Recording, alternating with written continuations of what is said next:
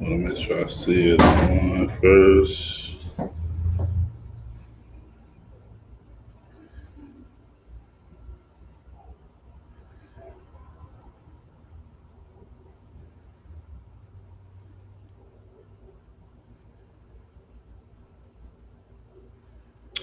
Bear with me, Israel. You know what? Salaki. Get that camera angle. You think you can move the camera up just a little more? Just forward, just a little bit. How does that look on there? What's wrong? Okay, Most High in Christ. All right, let's clap it up. Hey, Shalom. Yahweh B'Shem Yahushua Barakatham. Shalom Shamar Latham B'Shem Yahushua. Once again, this is the Israelite School of Universal and Practical Knowledge coming out of 1 West, 125th Street, Harlem, New York, in the Commanding General Yohana. This is the Tuesday night Brotherhood class. You know what I'm saying? We are here for only Blacks, Hispanics, and Native American Indians, teaching them about, you know what I'm saying, the Bible, teaching them about their identities, edifying them so that they could come back to the kingdom, so that we could be Yasharala once again. But the specifics of tonight's class, you know what I'm saying, is that you know what I'm saying, brotherhood is a lifestyle that's worth giving a try if you really want to serve the Lord in truth and in spirit, man. You know what I'm saying? And by serving the Lord in truth and in spirit, you're gonna keep these law, statutes, and commandments wherever you go. And you should be able to trust that your brother's not gonna break them law, statutes, and commandments wherever he goes as well. But for the sake of the class, we're gonna dive into Deuteronomy, the 7th chapter. Go ahead and get that when you got a chance. We'll start at verse 1. Okay. The book of Deuteronomy, chapter 7, verse 1. Uh-huh. When the Lord thy God shall bring thee into the land whither thou goest to possess it, and have cast out many nations before thee, Uh-huh. the Hittites and the Girgashites. Hold it right there real quick. Now, the Most High, you know what I'm saying, he brought us into you know, into many different lands aforetime. Especially if you look at it right now, and during our lifetime, we were brought into a land, and we do have other nations that are, you know what I'm saying, that are above us in this land, in this kingdom that we live in. But what makes it so that much more difficult is that we're not even together as a nation. You know what I'm saying? Like, we are so separated, we are so divided. You know what I'm saying? You divide a nation, that's how you conquer a nation. You know what I'm saying? In order for us to come back together, we have to serve the Most High, you know what I'm saying, and serve these law, statutes, and commandments to a perfect T. You know what I'm saying? Brothers and sisters in the ISUPK, the Commander General Yohana, we have to be the living examples of what you know what I'm saying, what the Most High expects of us, man. Go ahead when you got that up. Okay. You can start it over again. Okay. The book of Deuteronomy, chapter 7, verse 1.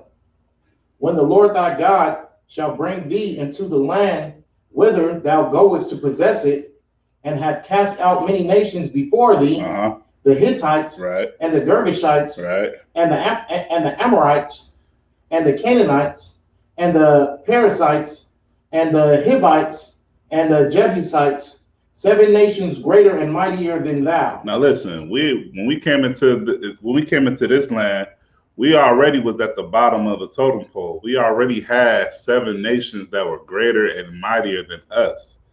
But the thing that these other nations don't have that we have is that we serve a true and living God. You understand? We serve the true God of the Bible. You know what I mean? The one that the so-called creator, the one that made the heaven and the earth, man. You know what I'm saying? Go ahead up. Come. Verse 2. And when the Lord thy God shall deliver them before thee, thou shalt smite them. Thou shalt what? Thou shalt smite them. No, we shall love them. Thou shalt smite them. No, we should try to integrate with them. Thou shalt smite them. And you know, it's so heavy because it's so-called Black History Month, right? It's so-called Black History Month, and you know, when it comes time for February, they want to praise, you know, that imposter Martin Luther King. Right. You know what I'm saying? The Bible says that when the Lord was going to bring our enemies, you know what I'm saying, to us, that we shall smite them. It didn't say that we should join with them hand in hand. It didn't say that we should go and serve their gods. It didn't say that we should hate ourselves and hate our brothers and our sisters and start, you know what I'm saying, trying to mix and mingle with these heathens, man. The Bible said that we shall smite them. Go ahead. And utterly destroy them. And do what? And utterly destroy them. And utterly destroy them. Now when you hear that utterly destroyed, Salakia, you have to take that into consideration because that's what these other nations want. That's what these heathen nations want to do to us. That's on their agenda. Their agenda is to utterly destroy God's chosen. You understand?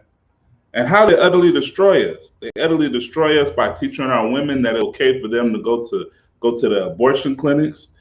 They utterly destroy us by, you know what I'm saying, flooding our you know what I'm saying, flooding us through media, showing our girls doing, you know, our daughters and our wives, you know, this our women doing the busset challenge. You know what I'm saying? Right. Utterly destroying us by making our men effeminate. Utterly destroying us by, you know what I'm saying, how, you know, making it to where we're fascinated with gang banging and killing one another and selling drugs. You understand? There's many ways to just utterly destroy you instead of you just, you know what I'm saying, them just taking your life. You understand? Read that last part again. Come on. And Slack.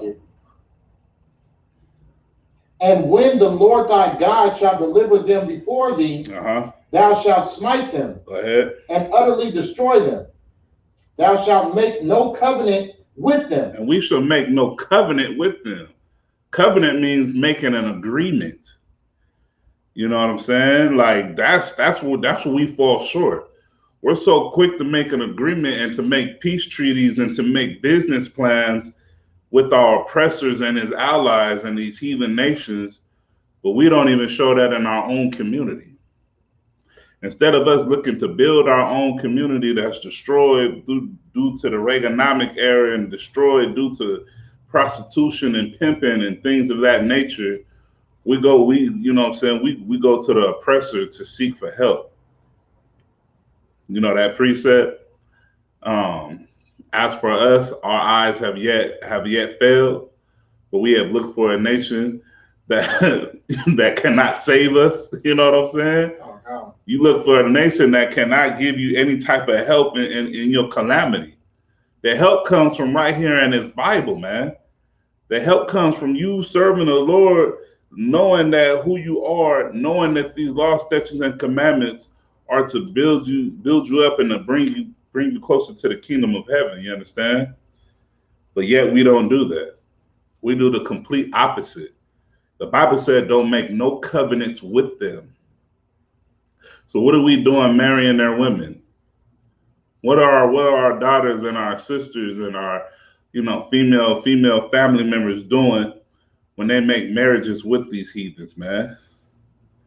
What are we doing when we trying to just trying to build with them, thinking that we, you know what I'm saying, thinking that we're gonna get ahead up in this kingdom?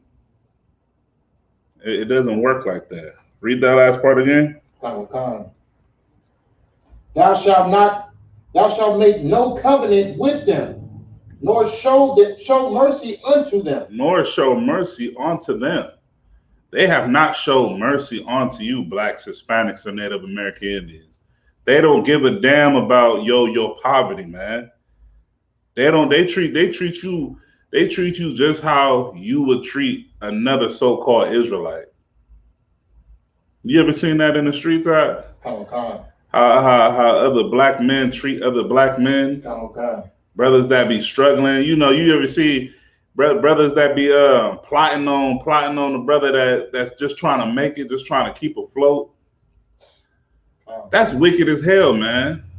You know what I'm saying? But we learn that from the oppressor.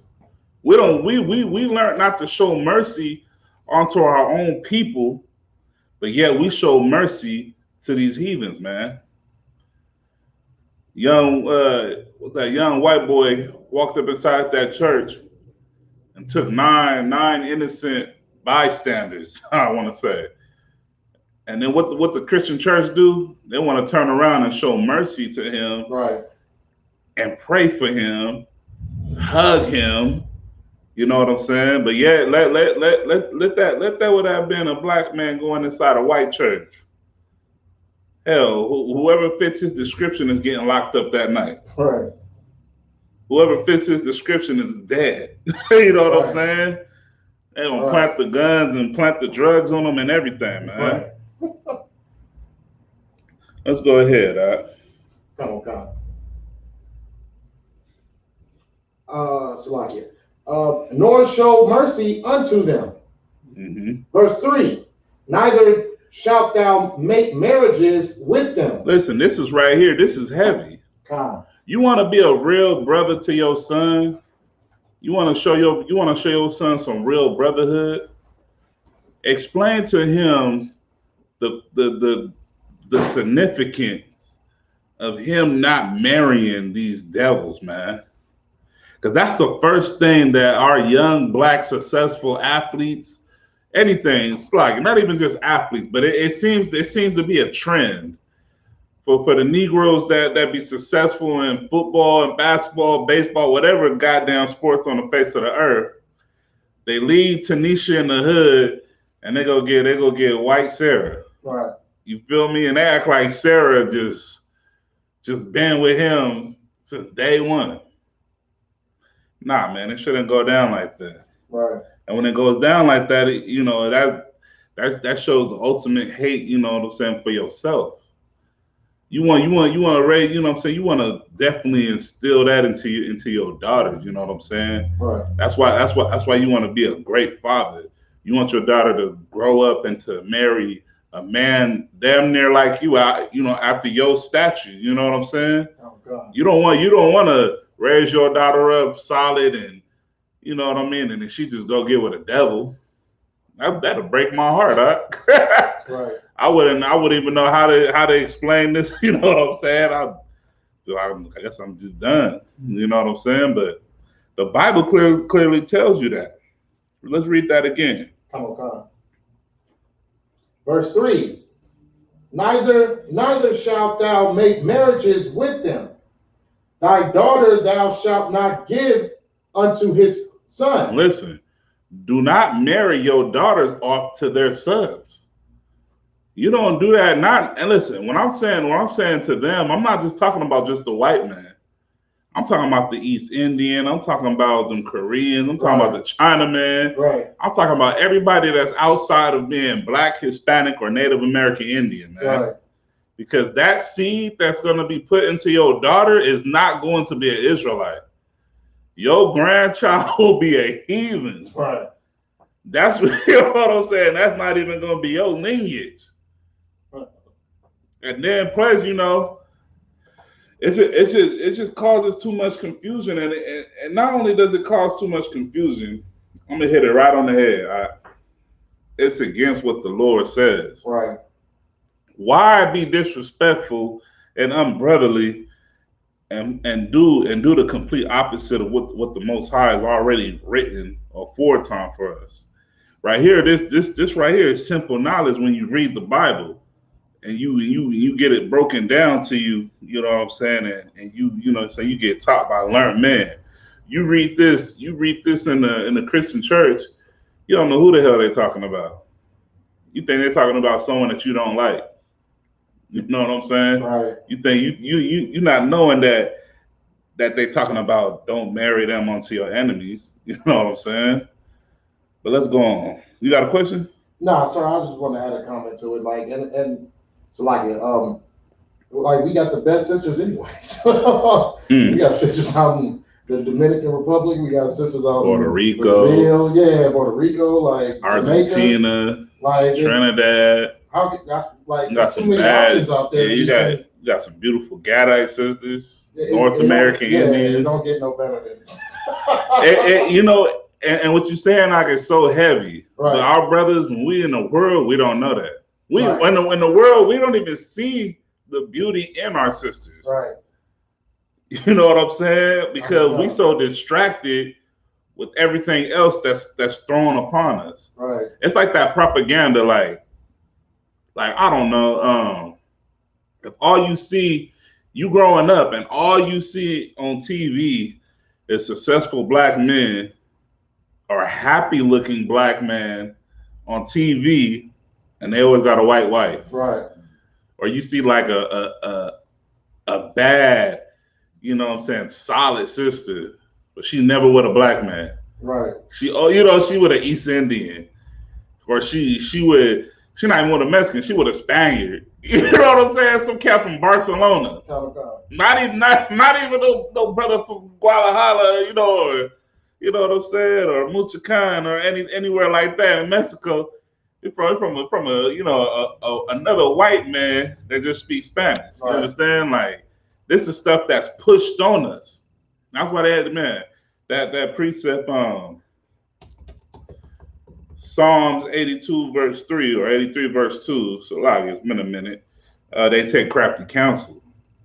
That crafty counsel is them pushing a secret agenda on us, man, and it's brainwashing to a certain extent. Right. If you a young cat and you idolize Michael Jordan and you Google who's his wife, you start to be like, damn, he not even with a black woman. Right. He got a white woman. But I got these J's on, man, and he's successful. I'm trying to be like Jordan. I'm a hoop just like Jordan. Damn, but Jordan got a white woman. It's a psychological, you know what I'm saying? You start to be like, why Michael Jordan ain't got no black woman? You know what I mean? His kid's black. Go ahead. So like I was gonna say too, like they don't even get the best of either. Like they got the worst. You ever seen Charles Barkley wife? Bruh, crackhead Rachel. Like, yeah, you right though. It's just basic. That's not even a Honda Civic. Right. It's a damn Kia Rio 93 or something. Like, you know what I'm saying? Like, you get the bucket. Buick 93. But they get the best of ours. When they go and choose our women, they get the best. Right. And then you know what? Since we talking about sports, it just brought to my attention that tight end. I don't know if he was a tight end or left tackle for the Seattle Seahawks, I believe. Mm. He you know what I'm saying, he straight up beat his black wife. Right. You understand? Because she didn't want to bow down to him. Come. How crucial is that? You know what I'm saying? Had she read the Bible, had her father read the Bible and said, man, you better leave these devils alone. Right. You better not. I don't care that he got money. I don't care that he's successful. Because that's how carnal we are as a nation. As a nation, we are so carnal that we make these covenants, these agreements, and we make these marriages with them. We damn near believe that we have white privilege. Well, that sister that got beat like that, damn near half to death, I guarantee she understands who the devil is. Right. And that's horrible. That's horrible, man. And he should be kicked out of the NFL for that. Because she didn't bow down, because she did not bow down. And that lets you know, man. That lets you know it don't matter. It don't matter how nice they might seem. His words were smoother than oil, but war was in his heart. Right.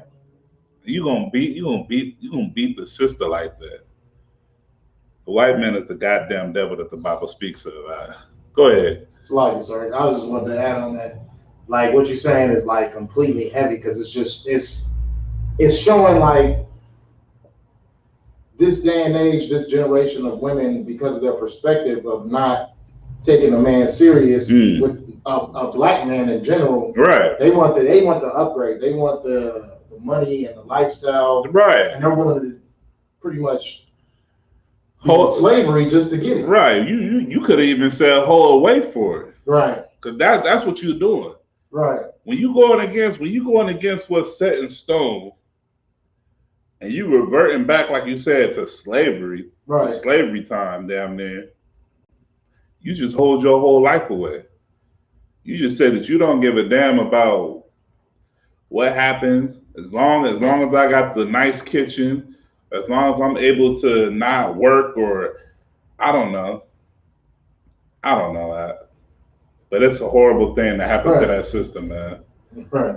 And this is a big old this ain't just this I'm pretty sure this goes on a lot. It's a lot that goes up, that's undocumented that happens to our women. You know what I'm saying? But it's horrible, man. Right. Had her father been in the truth, her father would have raised her up and told her that you're gonna steer away from these devils, man. Right. Go ahead, It's like, I was just gonna say too, like, um, the women that these women in this generation idolize, like, they got this little thing online, like it's called the gold digger print. And it's like he find like the dudes get nice cars and they find I beautiful seen women. that. Right. And they talk to them at first, make it Right. seem like, okay, they just want to speak to them. Right. Women act all bougie and everything like that. And then Right. they walk to the car, the women get reeled in like a fish on a hook. Right. Much, like, and it's like these same women, like that, every women basic, well, I can't say basic, but every regular woman that's online or on something, like they idolize these type of materials, like because they show their bodies off online and stuff like that. And the things that you see, that what they willing to do just for a dude that has only just a nice car, like you don't know anything about him, you willing to give it all up at that particular second just because the car is nice. Like, it's just like you can tell, like that's a straight Esau mentality. Like. Yeah, man. And then on a deeper aspect, when you look at it, that's Hosea chapter 4, verse 6. My people are destroyed. That's a destroyed mentality. Right. To really to really just show yourself how vulnerable you could be for a piece of material. Right. For worldly goods. And so quick to just, you know what I'm saying? Like you said, I've seen those pranks. Brother come up trying to just talk to him regularly. Then the brother be like, oh, okay, that's cool. Brother walk by a car, unlock the car, sit in it. Oh, that's you? I seen it. He switched up the whole thing. Right. And you know what? If them sisters have fathers, if them sisters have brothers, if them sisters have uncles, even male cousins that gave a damn about them, that loved them, they would have raised them to not be into that gold digger garbage. You understand? Like they would have taught them sisters about morals. Right. Taught them sisters, like, you know what I'm saying, in order and when it comes down to it, the only way you're gonna have morals is if you know about these laws, statutes, and commandments. Them sisters will hold themselves to a higher standard. Right. They wouldn't be so loosely in the streets like that and so easily gullible. They wouldn't be no small-headed, big butt dummies. Right. You understand? Like that's where it comes down to it. Right. But yet, so like this is a heavy topic. It's a heavy topic because we are destroyed, man. And if we have mercy upon one another, man, we would correct it at the we would nip it right in the butt where it starts, man. And it starts in the household. It starts in the household, man, and it starts by following these laws, statutes, and commandments and being brotherly and sisterly to one another and loving one another. And learning to really hate your oppressor and hate what they have going on. You know what I'm saying? Our women and our men.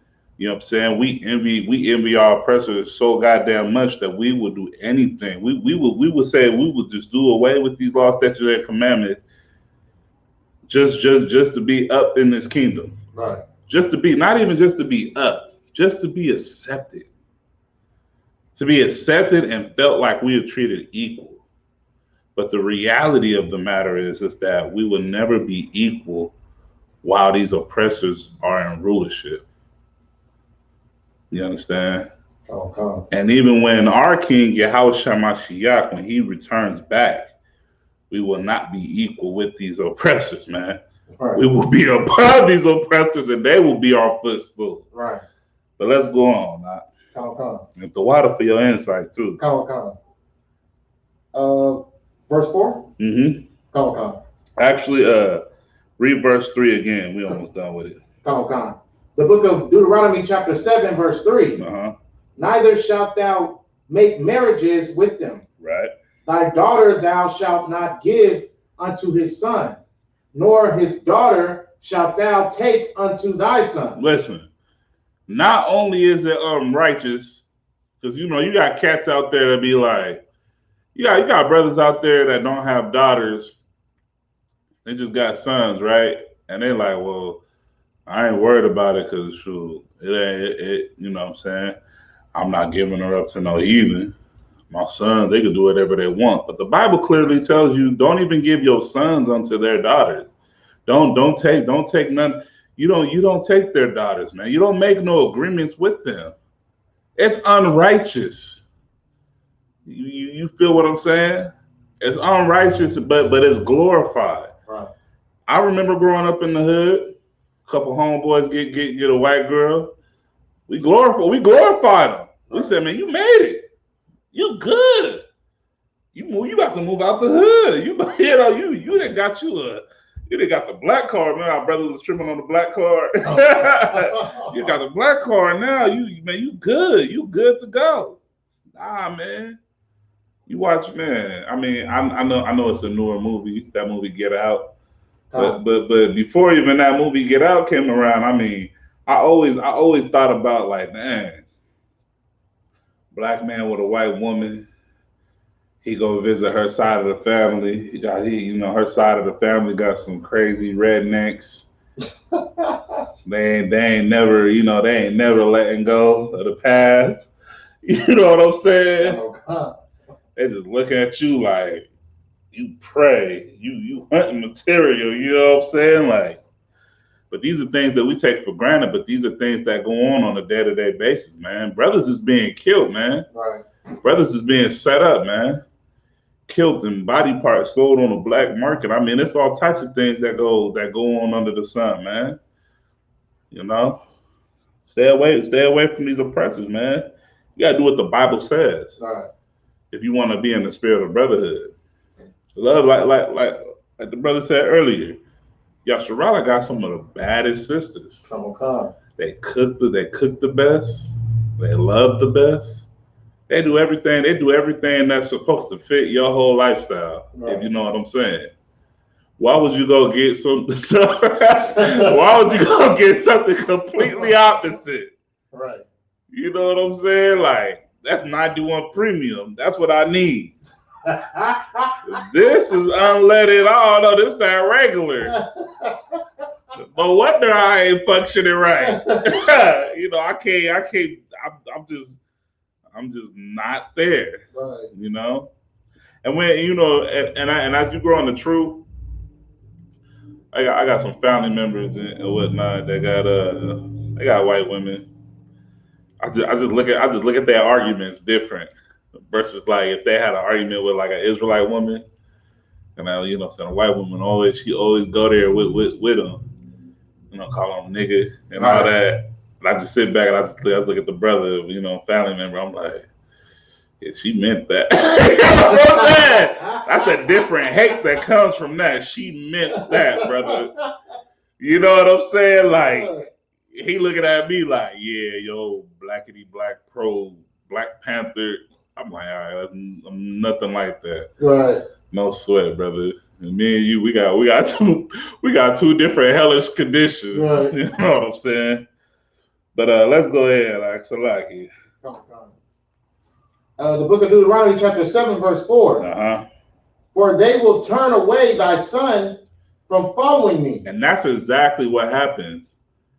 You marry into these heathens, you take upon their customs. You stop doing everything that you was raised upon, everything that you was taught goes right out the window. Because you start following after her God or his God. You know what I'm saying? And of course, I'm talking about, if a sister marries a heathen man, Right. she will stop doing everything that her father and her mother fought so hard to teach her, that she will start serving whatever he does. Right. And our black men, Hispanic men, and Native American Indian men, they do the same goddamn thing. They stop serving the Lord, and they start doing whatever they heathen wife wants them to do. Right. Go ahead.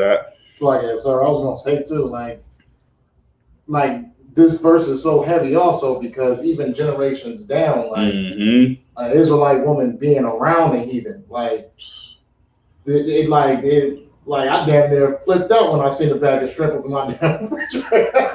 Bruh. But like, you know what I mean? Like when you got people around you that, you know what I mean, follow the ways of the heathen, they feel like it's just because ain't okay. and then they're spiritually weak and easily influenced.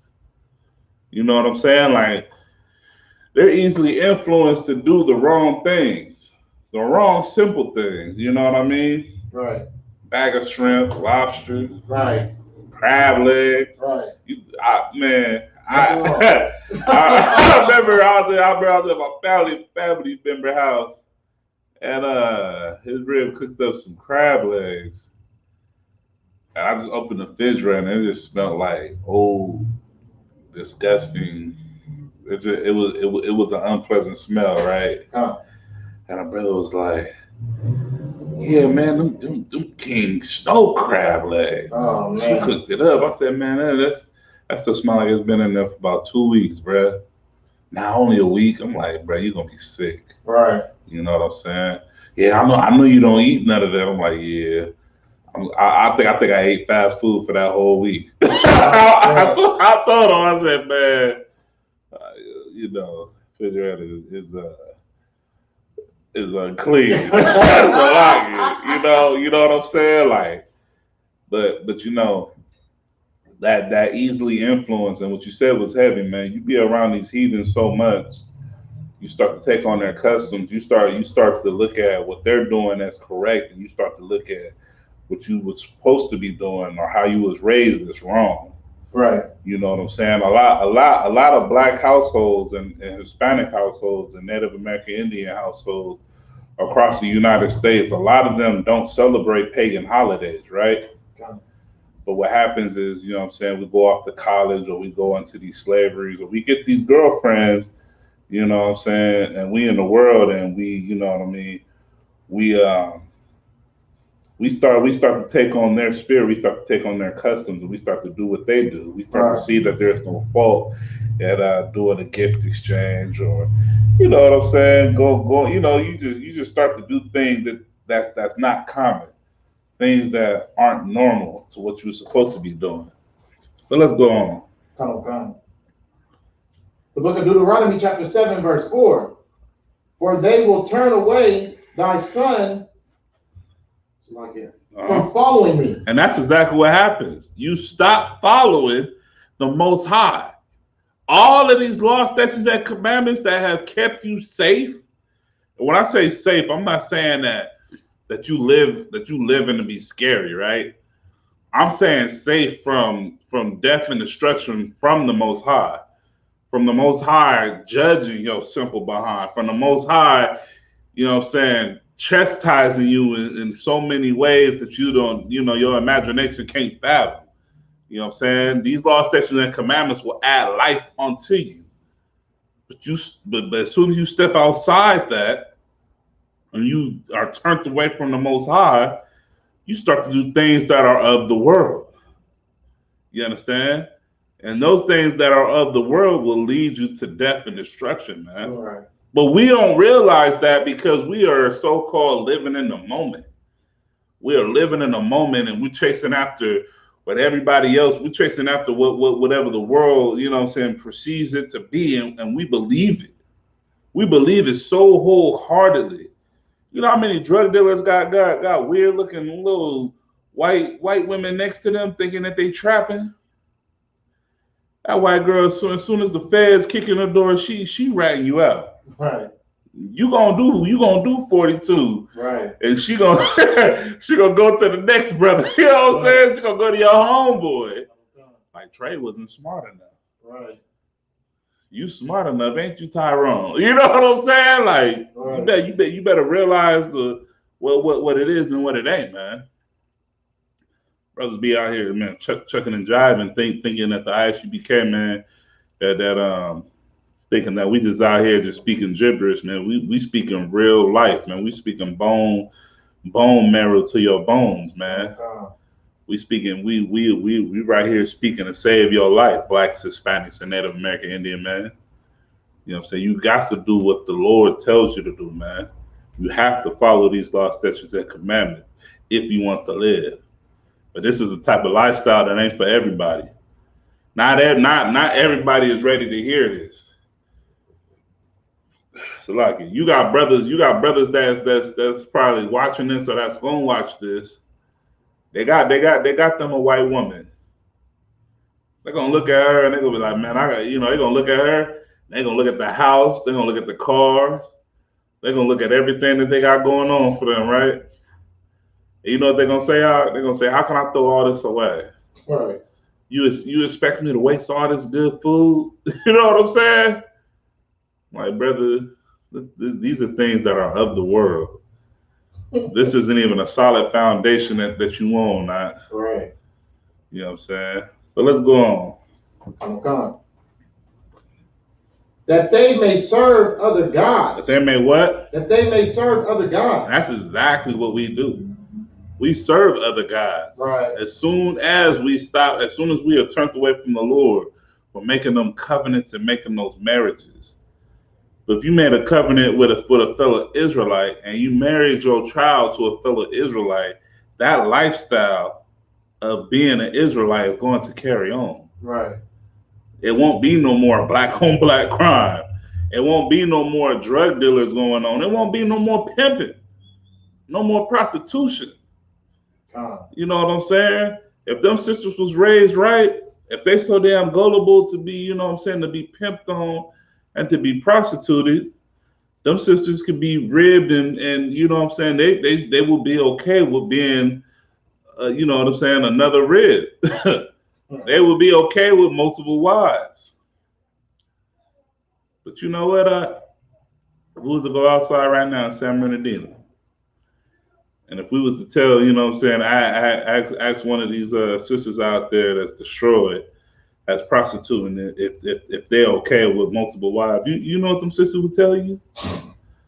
I'm a one man. That's a lie. You know what I'm saying? I'm a one man woman. Like, sis, you out here selling your behind. Right. How are you a one man woman? Like, good night. Hosea chapter 4, verse 6. My people are destroyed for a lack of knowledge. You understand? And even to those brothers that's out there pimping these women, man. Like, you have no mercy. You have no love in your heart, man. Right. You mean to tell me, like, you know, you can't, I don't know, so like, I ain't even gonna say what I'm about to say. I don't want brothers to be like, oh, God, you be pimping, because God, you don't be pimping. I'm righteous. I'm serving the Lord. Let's believe that. You know what I'm saying? But if them brothers was to go about correcting them sisters and getting them sisters right, you know, if they love them sisters, he could have raped all them women, right, and just had, you know, them women get a decent job, raise up seeds to them women. Right. But we trying to envy the oppressor. They doing all that to get a damn Porsche, to get a busted down Cadillac from the auction at that. You understand? Envy and the oppressor, and we go to these extents to destroy one another. What type of lifestyle is that? Where's the brotherly love in that? You out there pimping somebody's daughter, somebody's mother, somebody's sister, right, somebody's son out there just destroyed. You know what I'm saying? But this is why our job, and I actually became the commander general. This is why our job is so crucial, man, to go out there and to rescue Yasharala. Yeah, man. Go ahead. Come on. that they may serve other gods. So will the anger of the Lord be kindled against you and destroy thee suddenly. And destroy these suddenly, man. Worshiping other gods, man, that goes against the soul, you know what I'm saying? That goes against the commandments. Right. The Most High told you that he is that he will he will destroy you suddenly. All right. The bottom line. Go ahead. It's like I was gonna say too. Like that's pretty much Israel's number one no-brainer right there. Like right. Always go to that. Like you know how many damn how can I say Kemet people I know that just they defend to the death about Kemet this and Kemet that. Right. I'm just like, well, I mean, technically, we came out of West Africa. If we were actually those people, right, they still ain't claiming Kemet out there. Nah, them Africans ain't even claiming Kemet, man. They ain't claiming us. they don't want no doings with you. Right. You ever ran into an African after slavery? They let you know we are not the same. Right. You are not my brother. Right. They be like, brother, do not put African American on you. Yeah. You are black. Yeah. That's how they talk to you. They was pissed off during that what was it, the Black Panther time period. They was like, these cottons. yeah, man. The cotton, they call it the cotton pickers in Africa, man. Pissed off. Yeah, that wasn't happening, man. But you see, you know what I'm saying? We serving other gods. We be extremes for that, man. Right. We be extreme for like the Nation of Islam. Arabs don't give a damn about the black man. You know what I'm saying? You gotta, you know what I'm saying? You gotta let reality set in. Let's go ahead though, brother. Come. There was a question online. I don't know if I'm ain't got nothing to do with nothing. Don't sweat. I'll check it out. Come. I missed it. That they may serve other gods, so will that they may serve other gods, so will the anger of the Lord be kindled against you and destroy thee suddenly. And listen, if you don't want to be destroyed so suddenly, you best not turn away from the Most High. Right. You best to hold on to these laws, statutes, and commandments, and you best teach your family members this. You better teach your seeds this, man. You know what I'm saying? That's being brotherly. Teach your loved ones your new way of life, your new lifestyle, of you on your path to righteousness, of you on your path to being perfect as your Father in heaven is. You trying to be more like Christ. You know what I'm saying? Let your trials and tribulations, let what you overcome be the light at the end of the tunnel for them brothers and sisters that's watching you from afar off. You know what I'm saying? Don't be an example of what it's like to be destroyed suddenly. Right. Because you might not, 9 out of 10, you might not come back from it. Go ahead. Come. Verse 5. But thus shall ye deal with them. Ye shall destroy their altars. Ye shall do what? Ye shall destroy their altars. Go ahead. And break down their images. Man, you ever see brothers at camp and we pull up that picture of Caesar Bosher? Come. You know what I'm saying? And what we do, we throw it down. Come. You understand? We throw it right down to the ground. And we make sure that the crowd steps on it. You always get even if you're gonna get some heathen, but 9 out of 10 times you're gonna get some Israelite. Right. It's gonna pick it up and be like, I can't throw Jesus down that. Right. You know what I'm saying? You got to cut down, you gotta destroy their altars and break down their images, man. Right. You know what I'm saying? They wonder why we always go so hard. You know what I'm saying? They wonder why we go so hard on the image of Christ, of Yahushua Mashiach. We go so hard because the Bible tells us that we have to cut down their image, man. Right. They whitewashed how Yahushua Mashiach looked. They whitewashed how Jesus Christ looked, man. Oh my God. So that the black man, Hispanic man, and Native American Indian man will have nothing to look to but a white face. Right. We would have to look towards that as our salvation, as the answers to our prayers. In the world, you close your eyes and you pray, all you see is a white man's face. That's who you think that's gonna get you out of jail.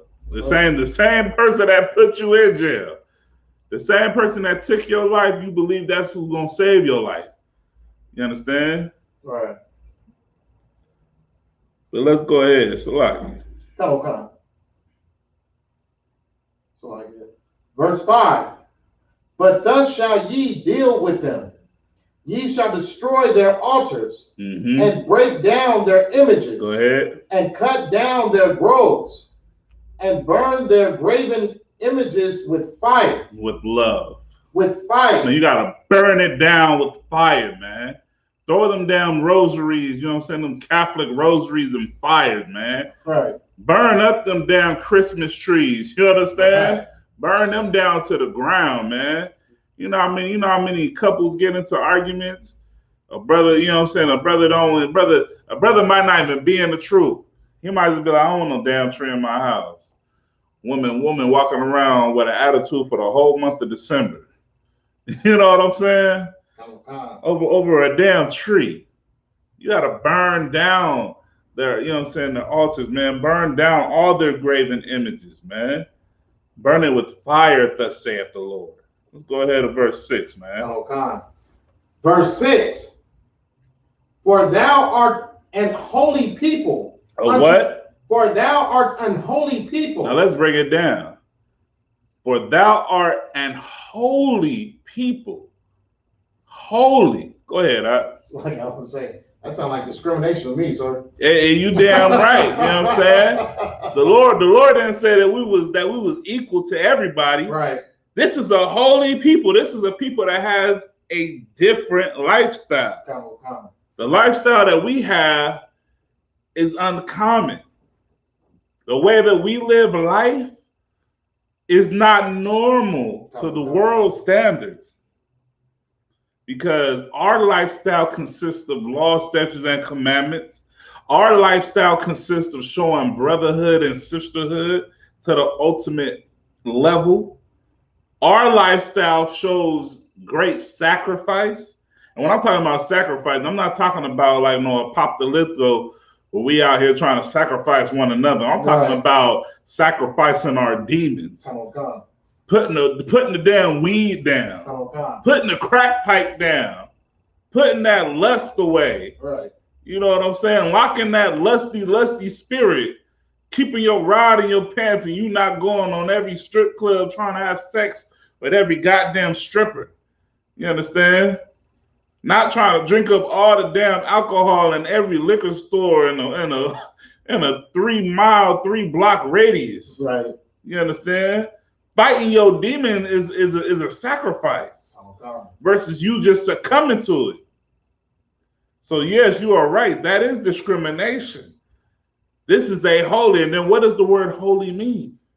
Go ahead. That means to be separate. Son. You damn right. That brother's been studied. You understand? Holy means to be separate. Now let's read that precept again. Come. Verse 6. For thou art an holy people. For thou art an separate people with a separate lifestyle that serve a separate God, that have separate laws, statutes, and commandments. You understand? Of course, you're not going to be like everybody else. The precept says that you know what I'm saying, that we are the salt of the earth. Everybody loves to hear that, right? But when you're not serving the Lord in truth and in spirit, what good is your flavor? What good are you doing because you can dribble a damn ball and you could dunk it over 7 foot tall Edomites and uncoordinated Moabs, you know what I'm saying, Asian men. You're not serving the Lord. What good is your talent? What good is your talent that you could sing? You could sing up to the heavens and down there crack the sky, making grown men cry with your beautiful voice. What good is that if you're not serving the Lord? What good is all your physical strength? You can lift 1,000,000 pounds. You the strongest man on the face of the earth. You're not serving the Lord. You are the salt of the earth. But if you are not serving the Lord in truth and in spirit, man, you ain't nothing but a can of seasoning salt. Right. And I'm gonna call you no name, no brand at that, man. Because guess what? At the end of the day, the Lord is not with you. That's what we fail to realize, man. We fail to realize that the Most High that we serve is just for us. And we take things like that for granted. We take that the Lord that separated the sea, that brought Yasharallah up out of the land of bondage, held it open. You understand? Held it open so that the strong, the normal, the old, and the sick and weak passed through. Right. And then he closed it in. He closed the sea up on our enemies. That's a God, that's a power that we serve, man. Oh, God. You understand? But once again, if we're not serving the Lord, then what the hell good is what we can do? What the hell is a talent? Right. They already made a mockery of it. America's got talent. Hell, everywhere that Israel is got talent. Australia got talent. When you turn that on, you're going to see a whole bunch of heathens, and then you're going to see an Israelite that's going to win the whole goddamn talent show. Right. You understand? But he ain't she ain't serving the Lord, so what good is it? Right. Let's go on, right? Come. So like it. Above all people are upon the face of the earth. Listen. Let's read that from the top, because this precept right here, Deuteronomy chapter 7, verse 6, this is a lifestyle worth having. Come on. This right here, if I could, this right here is the Lord explaining how great you are as a nation when you are serving Him. How precious you are. You understand? Go ahead. Come on. The book of Deuteronomy chapter 7, verse 6. For thou art an holy people. For thou art a separate people. Go ahead. Unto the Lord thy God. Unto the Lord thy God. Not to the world, but just to the Lord. This is special right here. You understand? This is a special order. This is a special delivery. Unto the Lord Himself. Read on. Come. The Lord thy God hath chosen thee to be a special people unto Himself. Listen, the Lord chose you to be a special people. The Lord chose all of Yasharallah, which is blacks, Hispanics, and Native American Indians, to be a special people. Special, man. You growing up in a world, you hear the word special, you thinking like on some like small yellow bus special, right? But the Lord called you special for a reason. He ain't calling you what the world's calling you. Right. He's saying that you are something that's just extraordinary, not extraordinary. You understand? Okay. Something that's marvelous, magnificent, beautiful. You know, I'm trying to be descriptive to give you an understanding of this word special when it comes to being special on Most High. Not common. You something that's rare. You in rare form when you serving the Lord in truth and in spirit. You understand? Okay. You not you ever collected Pokemon cards back in the day? Okay. You get them rare hollows or whatnot. Right. You like, yeah, you can see this from a distance. Can't touch it. That's how the Lord was. Okay. Or even if you was playing marbles back in the day, you had your special marbles that you didn't even play with. You just kept them in that velvet sack, like, yeah. Hey, hold on, man. Click. You told your little homeboy to clean the dirt, man. Click, get the twigs out of here. I'm throw my marbles out. Man, just throw them damn marbles out there. Now I can't, because these are some special marbles. Oh, God. These are special unto me. Right. I cherish these. That's how the Lord cherishes Israel, man. Oh, God. That's how the Lord cherishes the destroyed of the world. You understand? Right. Versus how we treat one another. We just be like, hey, throw them damn things out there with everybody else. I don't care, man. Throw them out there with the heathens, them regular cat eyes and Chinese firecrackers. I don't care about that, man. Right. Throw it out there with everything else. But you know what I'm saying? You got to do like the precept says, man. Let's read it again. It's like it. Oh, God. The book of Deuteronomy chapter 7, verse 6. For thou art an holy people unto the Lord thy God. Mm-hmm. The Lord thy God hath chosen thee to be a special people unto himself. Mm-hmm. Above all people. Above what? Above all people. Above what? Above all people. Above all people. Go ahead. Come on. That are upon the face of the earth. Look it right there, man. The Lord said, blacks, Hispanics, and Native American Indians, you are the superior nation. You know, Esau like to say the superior race, right? Right. You know, that old white supremacist, man. You know what I'm saying? You gotta be a black supremacist. You gotta be a, you know what I'm saying, a Hispanic supremacist. Native American Indian supremacist, man. Yasharala supremacist, man. You know what I'm saying? You got to love your people just like the love that the Lord has showed upon us, man. But we don't do that. We make marriages and covenants with these heathen nations, and we just forsake everything that the Lord, you know what I'm saying, has already bestowed upon us. Right. The beautiful gifts of having this lifestyle. And for the Lord to teach us this, no matter what our age is, I mean, it's a beautiful thing, man. It's beautiful to get edified. It's beautiful to come into this knowledge and actually to live it and to change your lifestyle. And to stop just, you know what I'm saying, living how you was living before. Versus you just being blind, dumb, and deaf. Now you got these laws, statutes, and commandments. Now you know something. Right. Now you know who you are. Now you know why you always felt like you was better than how this world perceived you to be, how this world's been treating you. Now you understand what the oppression is. Now you able to show compassion to your brothers and sisters that don't even know the truth. You understand? And that's why I love the ISUPK, man. Oh, God.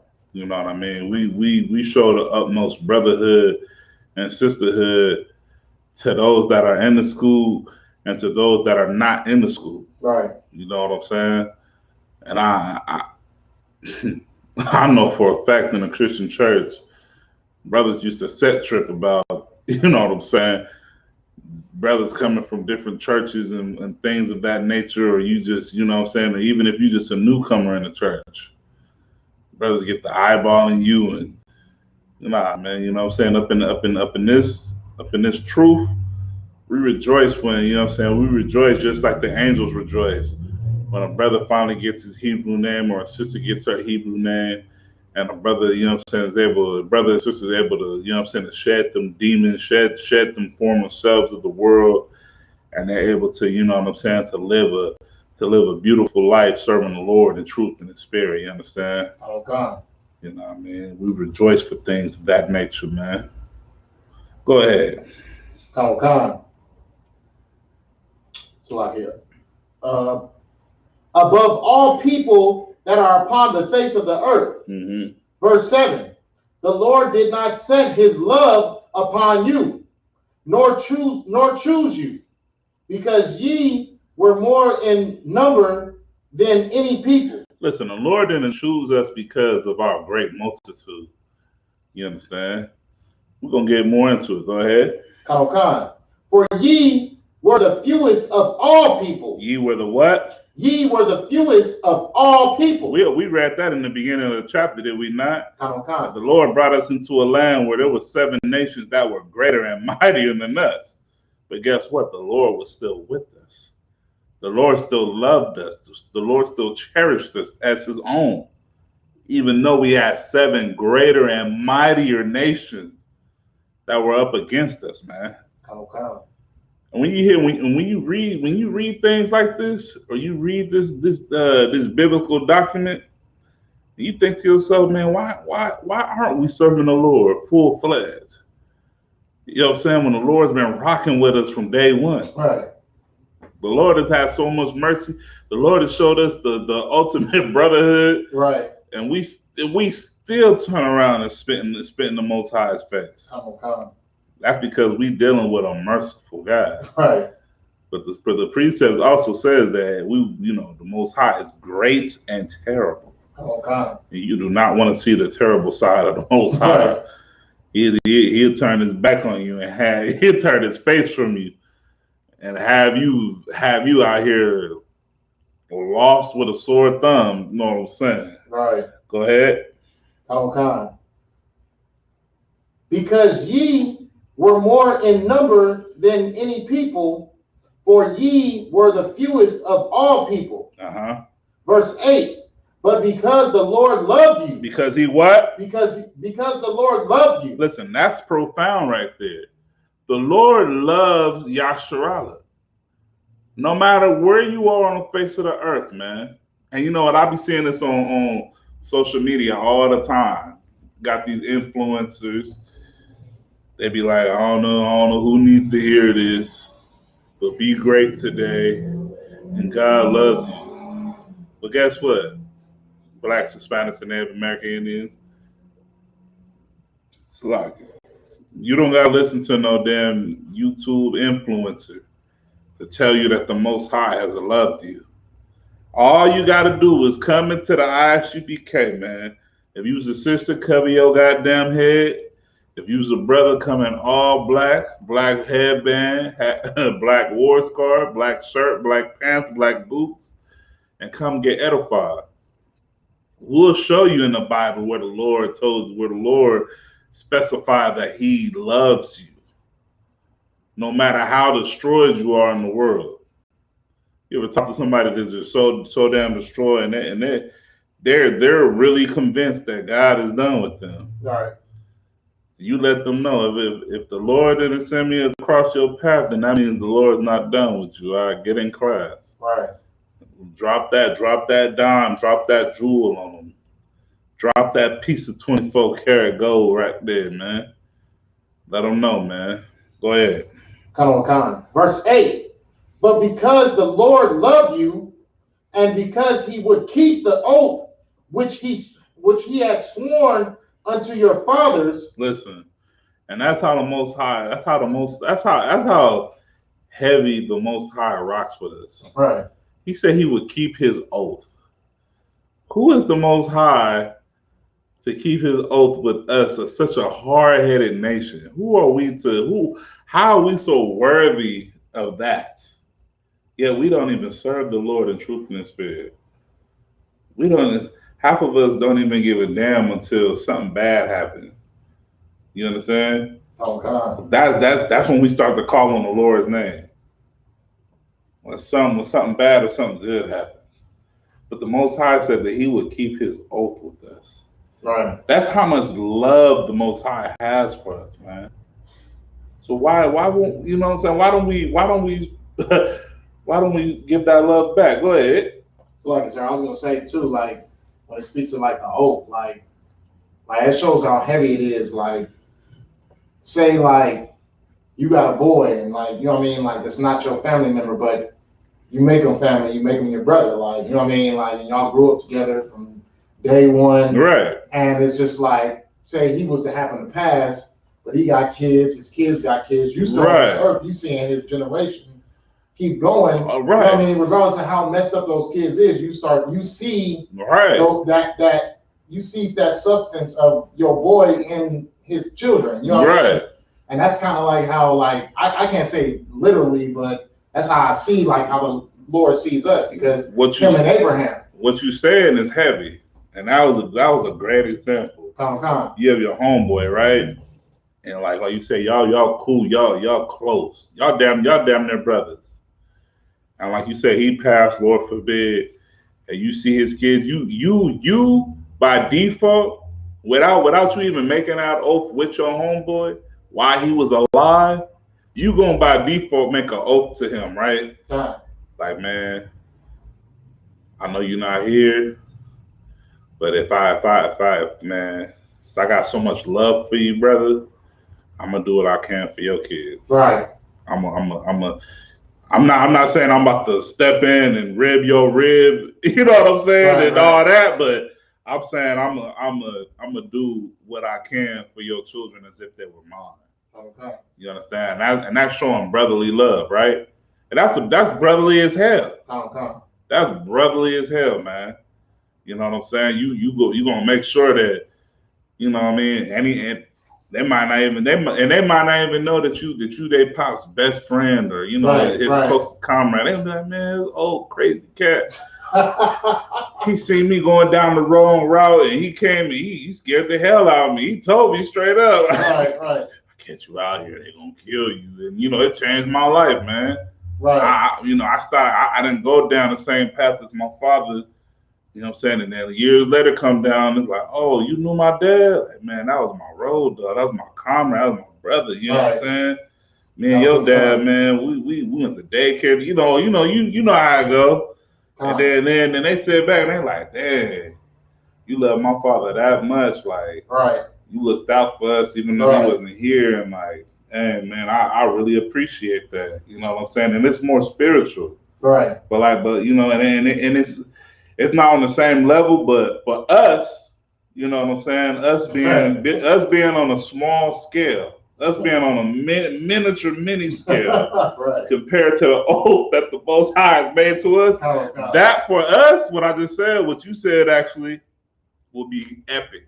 That right there will blow our mind. Right. They'd be like, man, that's a good nigga. You know what I'm saying? Like, that's exactly what we would say. Brothers will have nothing bad to say. Brothers will big you up. Brothers will be like, you know what, man, you solid. Right. But listen, we're going to the precepts. The Lord said that he was going to keep his oath to us. Right. That right there, fry your mind. You say, you know what I'm saying? Especially if you're not in the truth. Imagine cats that be getting high out their mind, read this, and they stuck on stupid at that point. They don't even know what it means. They just like, God has an oath to us. You know what I'm saying? But brother, what you brought out was heavy, man. Like I said, it would be epic to us. They'd be like, wow, that's a good brother. Right, right. Go ahead. Oh God. Salakia. The Lord thy God hath chosen thee to be a special people unto himself, and above all people that are upon the face of the earth. The Lord did not set his love upon you, nor choose you, because you were more in number than any people. For ye were the fewest of all people. Like we said, you know what I'm saying? We are the fewest of all people. We still the fewest of all people.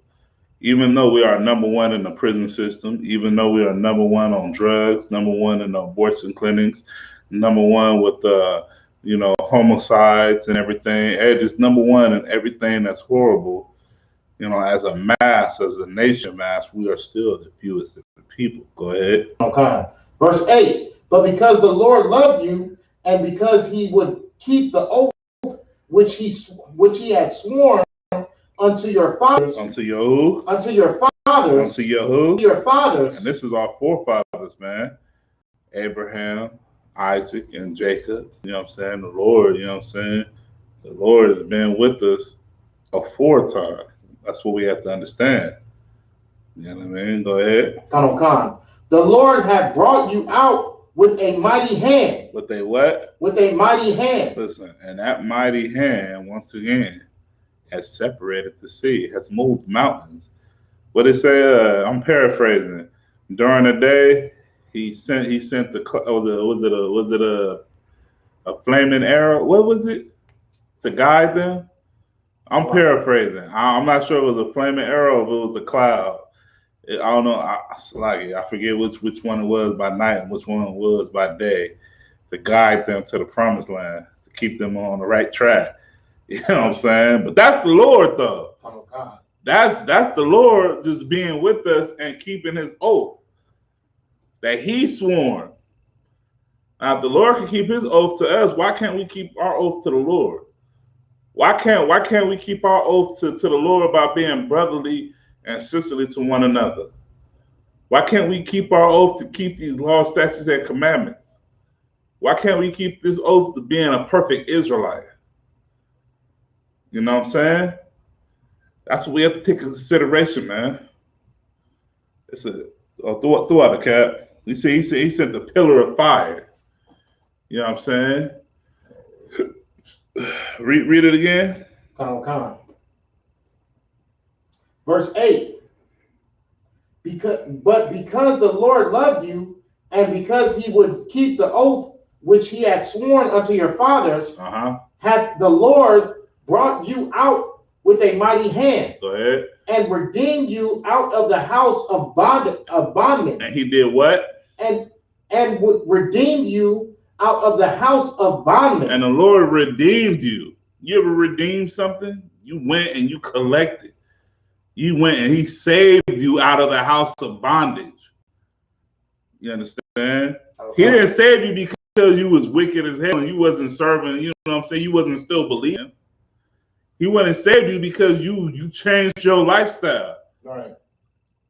Listen, the house of bondage, in this content, in this context, Salakia, of course, it's speaking about the house, you know what I'm saying, about Egypt. But think about our house of bondage that we came up out of to come into the truth to where we are right now. Think about where you was in the world. Think about it. Where your mindset and that brother or that sister that you was in the world, that was your house of bondage. You was trapped and you was lost. You was destroyed. You were dead. Whoever you was in the world before you became who you are now. You understand? Oh God. And the only reason that you are right here today, and especially who you are today in ISUBK, is because the Most High redeemed you out of the house of bondage. You understand? He redeemed your soul. He saved you. He took you up out of whatever wickedness you was doing, whatever abomination you took a part of, however your lifestyle was living, and the Lord corrected that lifestyle. The Lord saved you. Read that last part again. Come. Hath the Lord brought you out with a mighty hand? With the what? With a mighty hand. When brothers get off of drugs, it's not that brother's will to get up off of drugs. That's the Lord's mighty hand. You understand? Oh God. That's the Lord taking that brother and cleaning that brother up and placing that brother exactly where the Lord wants him to be. He takes that brother from this type of lifestyle and places him in a whole nother lifestyle. Right. He said, you was known for killing all types of niggas and Mexicans. Now I'm gonna place you up over here. Now I'm gonna teach you how to raise up Blacks, Hispanics, and Native American Indians. You understand? Oh God. You was a murderer in the world. Now I'm gonna make you a killer in the truth. Now you're gonna learn how to kill demons. You know what I mean? Right. You was a womanizer, a pimp in the world. Now I'm gonna teach you how to be a man that's gonna learn how to maintain multiple women and love them equally. The Lord will do it, huh? That's what you can't take for granted. The Lord will place you, take you up out of a horrible situation, and look, that horrible situation, and your mind is cool, is A1. There's nothing wrong with it. Right. There's nothing wrong with you selling drugs in your mind. The Lord will take you up out of that situation and place you in something way different but righteous. And the Lord will use you as a tool that you were supposed to be used, and sharpen you the hell up, and you gonna be used to help raise up Yasharala. You understand? Right. And that's that mighty hand. Read on. Come. And redeem you out of the house of bondmen. Let them know where you at. Come. The book of Deuteronomy chapter 7 verse 8. The end of 8. Salakia. Go ahead. From the hand of Pharaoh, king of Egypt. Go ahead. Verse 9. Now, therefore, the Lord thy God, he is God. He is what? He is God. He is what? He is God. Listen, man. The Most High is the Most High. Don't ever play with the Most High, man. That's what we do in the world, man. We play with everything that the Lord puts in front of us, and we take it for granted. We take for granted that, you know what I'm saying, that we didn't get locked up, or we take for granted that we didn't get shot up that day. And we go out and we do the same goddamn thing, man. Right. All over again. And that's because of the toxic lifestyle that we live versus the lifestyle that the Lord wants us to live, man. The precept says what, Salaki, I'm paraphrasing. The precept says that a fool hateth instruction. What's this instruction that the Lord has given us? These laws, statutes, and commandments. How to be a brother to another brother. How to lead your household. Dietary laws. Things that are simple. Right. Things that should be simple for us. But we so caught up in the world, and we so caught up in everything else that's going on, that these things go right over our goddamn heads. You can't even walk down the street and tell Jake in the world, ask Jake in the world, do he know anything about God's dietary laws? He gonna look at you and he gonna try to recite the 10 Commandments. You know what I'm saying, Matt? Come on, Khan. Go ahead. Come on, Khan. Which keepeth covenant and mercy with them that love him. Read it again. Where you at? Verse 9, sir. Okay, slide. Go ahead. I'll read it for top, sir. Go on. The book of Deuteronomy chapter 7, verse 9. Know therefore that the Lord thy God, he is God. Mm-hmm. The faithful power. The faithful what? The faithful power. Go ahead. Which keepeth covenant and mercy, with them that love him. Listen, the Lord will keep his agreement with you, and the Lord's going to keep his mercy with you, with those that love him. And if you love the Most High, you're going to serve these laws, statutes, and commandments. You're going to do them. You understand? You're going to teach your children them. You're going to teach your homeboy. You got a homeboy that you rock with that's solid. You love that brother like he's your brother, or like he's your big cousin, little cousin. I don't give a damn if you love him like he's your nephew. I don't give a damn if you love him like he's your son. You know what I'm saying? You're going to tell him about these laws, statutes, and commandments, whether he wants to hear them or not. He might look at you like, man, you done changed up. Man, you used to be wild when we was young, but you know, we done got a little older, and boy, you on some other stuff right now. Well, guess what, man? If you love that brother like you say you do, you're going to tell him about your new lifestyle. You feel me out? You're going to tell him what you own nowadays and how you could live in the middle of a danger zone. Like I talk to homeboys from the past all the time. They be like, man, San Bernardino's wild. You live in San Bernardino. Do you know what goes on out there? I don't. You know what I'm saying? Versus me being in the world, it's like, oh dang, I would never want to live out here. But you in the truth, you have different issues, you have different worries, you have different fears. I fear the Most High more than I fear what's going on in this world, man. You know what I'm saying? Let's go ahead, Come on. So like, I'm gonna start from the beginning. Yeah, no sweat. Because verse 9 is low key kind of heavy. Okay, yeah, kind. The book of Deuteronomy, chapter 7, verse 9. Know therefore that the Lord thy God, he is God, the faithful power. Faithful power, go ahead. Which keepeth covenant and mercy with them that love him and keep his commandments. Hold on. Not only do they love him, because to love the most, to say that you love the Most High, you could say it all day long. Right. But read that second part. Okay.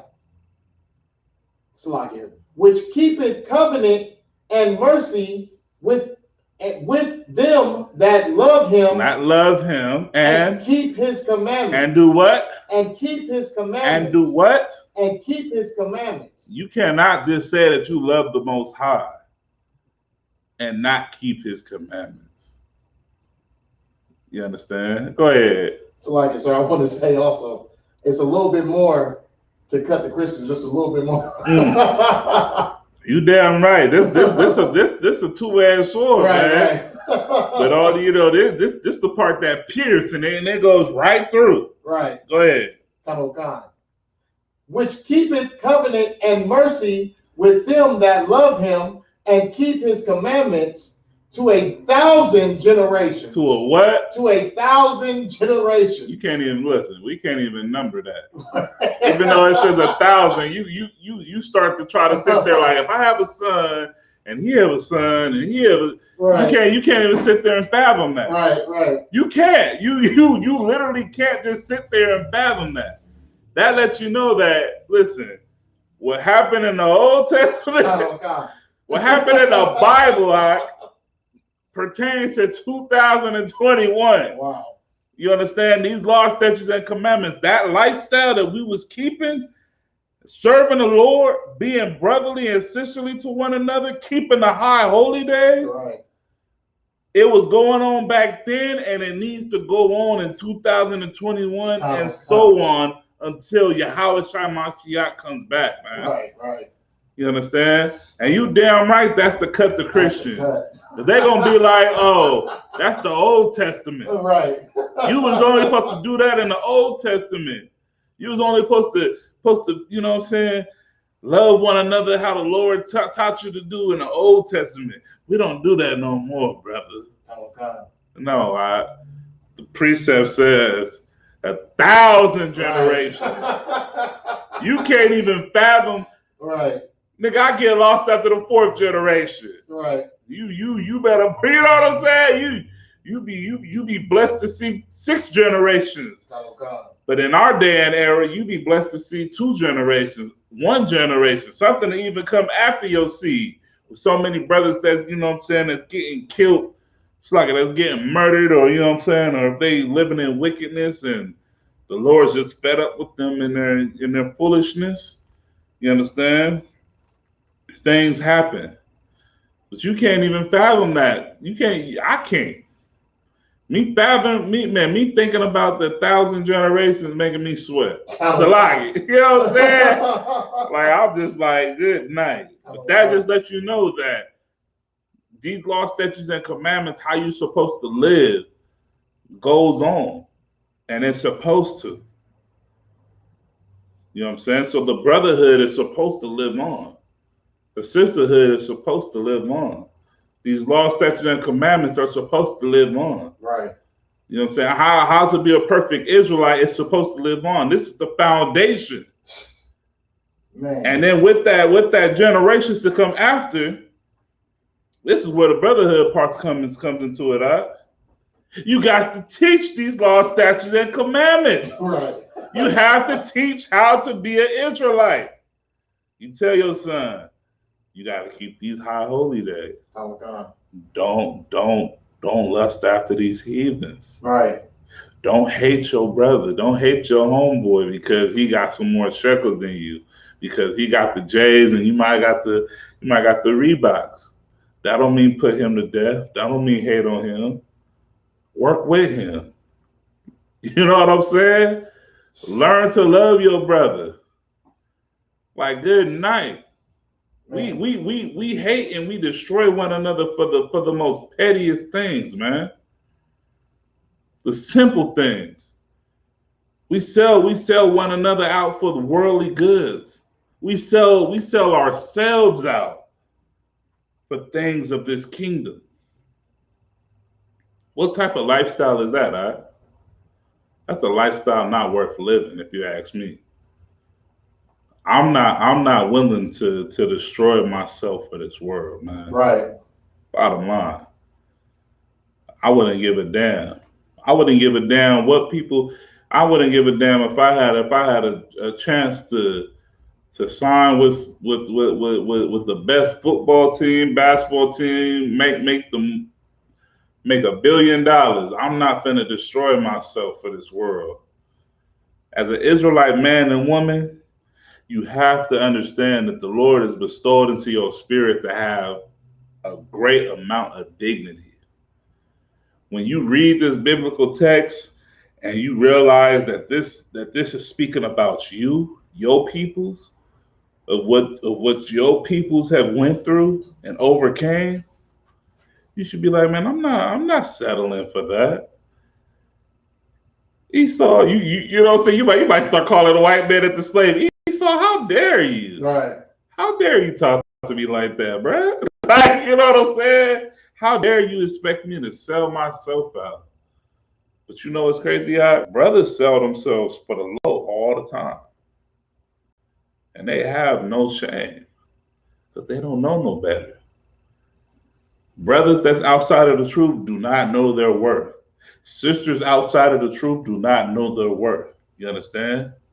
That's how they end up being Facebook and Twitter posts, married to NFL stars, being beat like a goddamn slave because the sister didn't want to bow down to the white man. Right. Supposedly supposed to be your husband. Right. You understand? Sold herself out low for a simple-minded lifestyle. I mean, it's a lie. I was about to say she better run the other way. I was gonna say some other stuff, but you get the point, man. Come on. Go ahead. Come on. Goodness gracious. It's heavy, huh? Man. I just read it. Man, Deuteronomy is super heavy. Come on. The book of Deuteronomy, chapter 7, verse 10. And repayeth them that hate him to their face. To their face. Listen. People hate the Most High. Right. They hate you got people that wake up and curse the Most High. And don't even know that the Most High is a merciful God, man. Right. He gave you mercy to wake up so that you could curse him. He didn't put you to death in your sleep. You simple-minded insect. And matter of fact, you beneath the insect at that. Because all the creatures, everything that crawleth, everything that's even in its existence of this world worships the Most High, whether you believe it or not. So to say that you were beneath the insect for waking up and cursing the Most High means something. Because he did not put your simple-minded behind to death in your sleep. He allowed you to wake up in your foolishness. Think about that, man. Oh, God. And it's horrible. And look, it's horrible when it's an Israelite that does it too.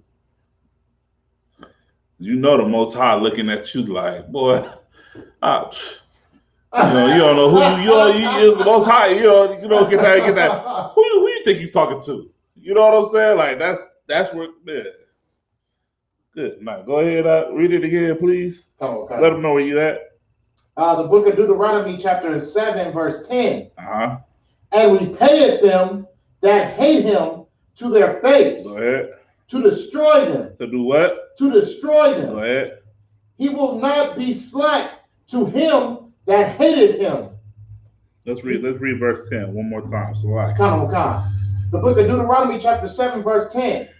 And repayeth them that hated him to their face. to destroy them. He will not be slack to him that hated him. He will repay him to his face. Listen, that's the Most High letting you know He's going to see you. Right. You want to cut corners. You want to think that you could do all you can do. Right. Be all you could be in this world and go against the Most High. He gonna see you. Right. He gonna see you. Keep being wicked. Keep doing the complete opposite. The Lord is going to see your simple mind, man. Oh God. Bottom line, whether you ready or not. Right. Here he comes. You can't hide. He's gonna find you. you gonna wish in that day that the Lord was, was not terrible upon you, man. Right. You know what I mean? But man, you can't take what we do for granted. Oh God. And you better not take what the Lord has done for you for granted. You know what I'm saying? I hear brothers, man, and sisters, man. I just hear people just in general. You know, people love to speak about what they wish the Most High. Well, I just say how they talk to me. They be like, "Oh, I wish God would do this for me." And I hear them, and I'm like, well, maybe the Most High. You ain't figured out that the Most High already knows what's best for you. If the Most High wanted you to live this type of lifestyle, He would have put you in that type of lifestyle. Exactly. If He knew that you could handle, you know what I'm saying? Right. Cause hell, we man. I got a coworker, man. Brother be cussing up a storm. He be mad, talking about God don't want him to win the lotto. I straight up have to tell him, man, maybe the Most High knows that if you win the lotto, that you be out your mind. And you might do some wild stuff and end your life personally. Man. He just looked at me teary-eyed like, damn, I didn't think nothing of it. Yeah, that's because we in the world. We don't think nothing of it. The Most High wanted you to have that. He would have gave that to you. Don't think that the Most High won't see you. He will. He's going to get you. Right. Bottom line. Keep playing with him. Keep playing with the Most High if you want. Go ahead. Slide it to your face, too. To your face. He pull up. He call you and say, I don't even need to know where you at. Right. I'm there. Turn around. They make sure to repeat it, too. Exactly. To your face. To your face. To let you know that He not playing with you. Right. The Most High ain't no sucker, man. Oh, God. You can't disrespect the Most High by serving these other gods and you know what I'm saying, marrying these strange women and marrying these heathens and changing your lifestyle, and you just horn away from the truth and think the Most High is not going to see that's just disrespect. After He already didn't have mercy on you, you know what I'm saying? The Most High, he ain't nothing to play with, man. He ain't no punk. Right. You know what I'm saying? And that's why the men that serve the Most High ain't no punk. Think about that. You read this Bible, Yasharallah this is a continual documentation of Yasharallah going to war all throughout the Bible. You know what I'm talking about or not? The Bible is about us going to war and overcoming things and that, spiritual warfare. This ain't just no good read. This is historical facts, man. Let's go ahead for time's sake. Come on, sir. The book of Deuteronomy chapter 7, verse 11. Thou shalt therefore keep the commandments. Thou shalt do what? Thou shalt therefore keep the commandments. And this is brotherly as hell, man. Come. You love the Most High, thou therefore shalt keep the commandments. You're going to keep the high holy days. You're going to keep the brotherhood and sisterhood law. You're going to keep the dietary laws. You're going to keep every law on how to deal with people. There's laws on how to deal with heathens. There's laws on how to keep laws of the land. Did you know that? Come. You know what I'm saying? The Most High said that we have to keep the laws of the land and His law, statutes, and commandments. Right. Obey the laws of the land. So that don't mean that you could run around driving like Grand Theft Auto with no goddamn insurance and no seatbelt, Right. with a loaded AR in the back seat and a can and a bottle of yak in the passenger seat. That goes against the laws of the land. You understand? Come on. That's how you know the Most High ain't just no rookie on the block, man. Come on. Let's go ahead. Come on. Verse 12. Wherefore, Salakia, I'm just making sure we read the rest of 11. Go ahead, you can read verse 11 again. Come on. Verse 11. Thou shalt therefore keep the commandments and the statutes and the judgments which I commanded thee this day, to do them. To do what? To do them. To do what? To do them. And listen, here we go again. You have to do the law, statutes, and commandments, man. And by you doing the law, statutes, and commandments, you are being a testimony unto your brothers that's not in the truth, but that are watching you. You got a brother that's watching you out, and they're watching how you been transformed and watching how you behaving yourself. They're watching your whole movements. They're watching, they're just watching the new you. And they're like, wow. They're sitting back and they're watching it like it's a new series on Stars or HBO Max, right? Because they didn't see you when you was in the world. Now and then listen, they didn't see you make the transaction. You making a transformation from becoming the wicked person you was in the world or whoever you was in the world to now you something of gold and glory. And they're like, wow, let's see how long he could go. You know what I'm saying? They're like, let's see if he's gonna bend or fold. Right. Is he gonna break? Is he gonna give in? How can he keep going? Man, he got great endurance for this, man. You know what I'm saying? That ain't nothing but the Lord. That's what we have to understand, man. We have to understand that you are a walking testimony when you come into the truth. That your actions and your movements, your lifestyle breathes life into other brothers and sisters that are watching from afar, but the Lord have not found them fit to come into the school yet. You know what I'm saying? You'll be amazed on how many brothers is watching you and watching how you behave yourself, and the inspiration and the guidance that you give brothers without even speaking to them. It's somebody that's watching you right now from a distance. Don't even know you. Don't even know your name. But they're like, wow, he was a new student at one point. Then they acknowledged him as a young man. Right. Then you know what I'm saying? The brother just been consistent. Come on. Damn, wait, he got a Hebrew name now? He became a trooper? Wait, damn, he ain't fell off yet? Right. Man, I gotta see him. I gotta watch him next week. You understand? It's just like a series. It's like a never-ending series. And they're like, dang. Eventually, Lord allow, eventually you become an officer.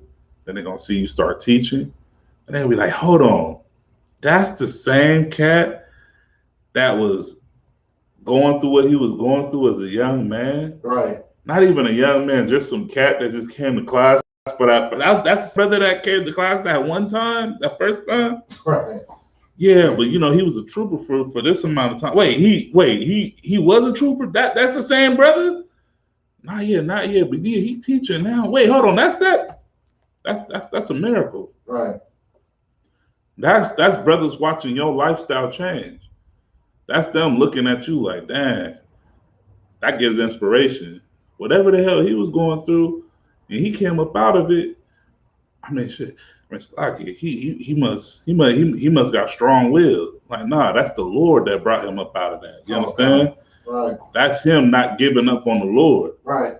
Because the Lord ain't gonna give up on you. Okay. You gonna give up on the Lord before the Lord give up on you. Right. You know what I'm saying? Because we carnal. We already read that. We read that before.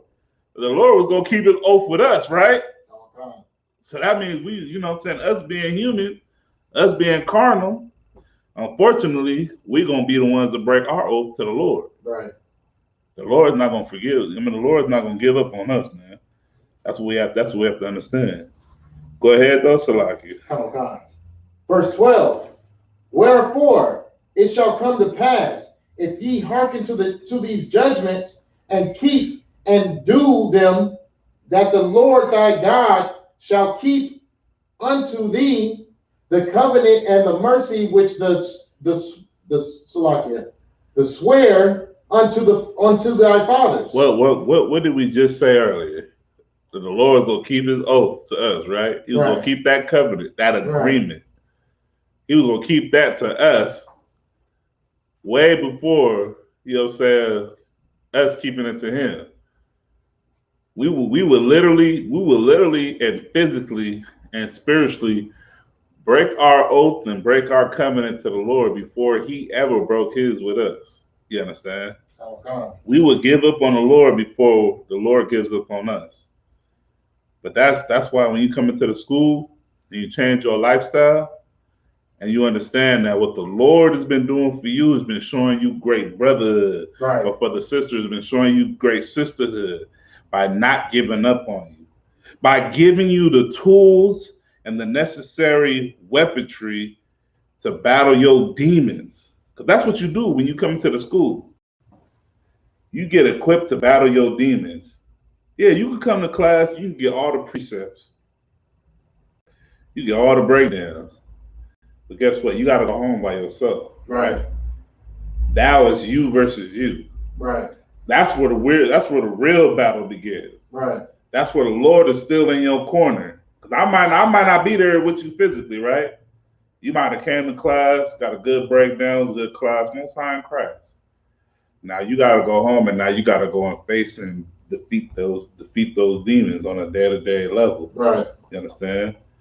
Every day you got to battle those demons, and by you battling those demons on a day-to-day basis, what are you doing? You're changing your lifestyle. Come. You're adapting to a brand new lifestyle. To now, you becoming that new man or that new woman. And then when you look at who's behind you, when you look at who's in your corner, the Lord's been with you this whole time. Come. You know what I'm saying? Because you go to class, you get edified, and you learn how to battle demons. And then after class, you're like, dang, that was a good class. How can I add this to my life, like real talk? Right. How can I stop getting high? I don't. Well, I can't be a drunkard. But that's the first thing that comes to our carnal mind. Right. You can't get high no more, so I guess I'm just gonna drink it up. Well, you read the precepts. Right. The precepts tell you that you can't be a drunkard, so I can only drink in the spirit. So I'm gonna have to really deal with this like a man of the Lord in a righteous aspect, with a righteous mindset. You understand? Okay. You look back and the Lord's been with you. Let me get one more precept. Go ahead. Verse 13, sir? Come on, verse 13. Salaki. I'll start at the end of 12. Actually, hold on.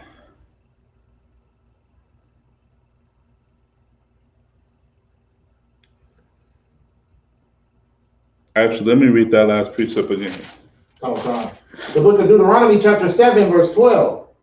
Wherefore it shall come to pass, if ye hearken to these judgments. If you hearken unto what? To these judgments. Go ahead. And keep and do them, that the Lord thy God shall keep unto thee the covenant and the mercy which he sware unto thy fathers. Listen, and the Lord has kept that you know what I'm saying, that covenant and that mercy unto our forefathers, man. You know what I'm saying? The Lord has not even given up on us. But we give up on the Lord. We give up that lifestyle. Right. And drop that. Let me get Deuteronomy chapter 4, verse 6 to end the class. Come on. Once we officially accept and learn to adapt into this new way of life, into this lifestyle that the Most High has already found fit for us, which is keeping His law, statutes, and commandments, which is just being righteous in every aspect that we can be, being brotherly as possible.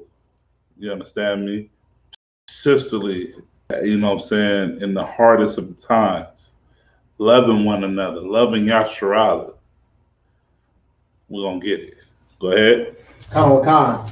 The book of Deuteronomy chapter 4, verse 6. Keep therefore and do them.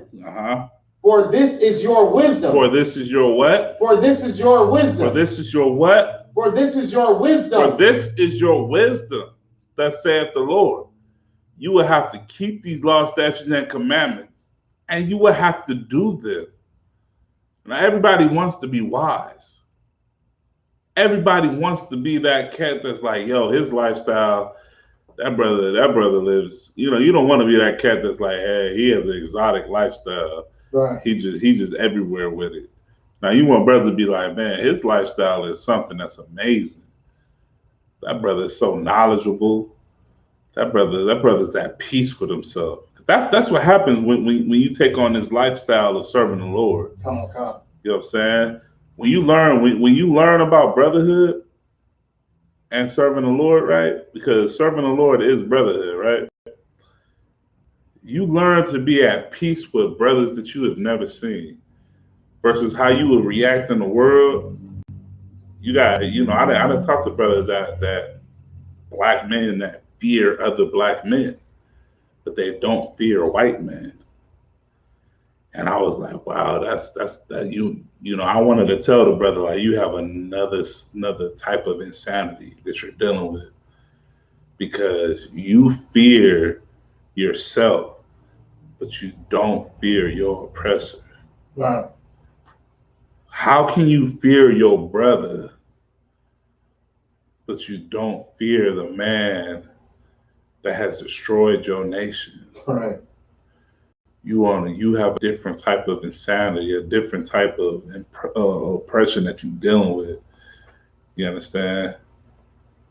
But I understand that you lack the wisdom of the Bible. I understand that you lack these laws, statutes, and commandments. That's what I do understand. Right. You feel me? Read it one more time, huh?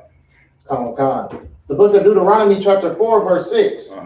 Keep therefore and do them. Keep these laws, statutes, and commandments and do them. Go ahead. Come on. For this is your wisdom. For this is your what? For this is your wisdom. For this is your wisdom. Go ahead. Come on. And your understanding. And your what? And your understanding. And you will listen. This is your wisdom and your understanding of these laws, statutes, and commandments. You have to be, once you are taught these laws, statutes, and commandments, you have to understand them. You have to understand that this is for your good well-being. Right. This isn't just read just to be read. Oh God. But the Most High told you, do not make any covenants with them. He told you that for a specific reason, to save your life. Right. Because war was in his heart. Even though his words were smoother than oil. And that smoother than oil was that was making the agreement, you understand? Right. But he already knew, yeah. Go ahead, sign that lease.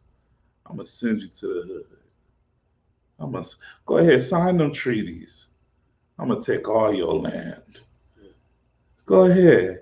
You want reparations? You know what I'm saying? Like, right. Think about it. War was in his heart. But read on. Come on. For this is your wisdom and your understanding.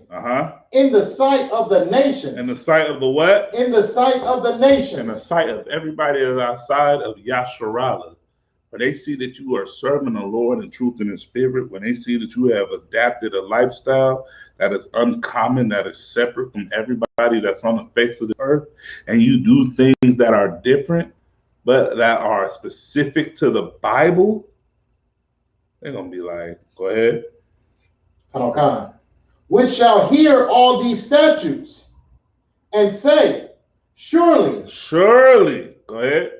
This great nation. This what? This great nation. No, this nation that's on drugs. This great nation. This nation that floods the abortion clinic. This great nation. This nation that's #1 in the prison system. This great nation. This nation that's #1 in homosexuality. This great nation. This great nation.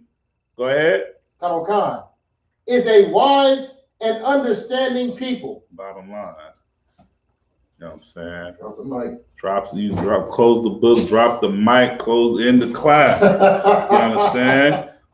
Bottom line, you want to get closer to the kingdom of heaven, you have to change your lifestyle.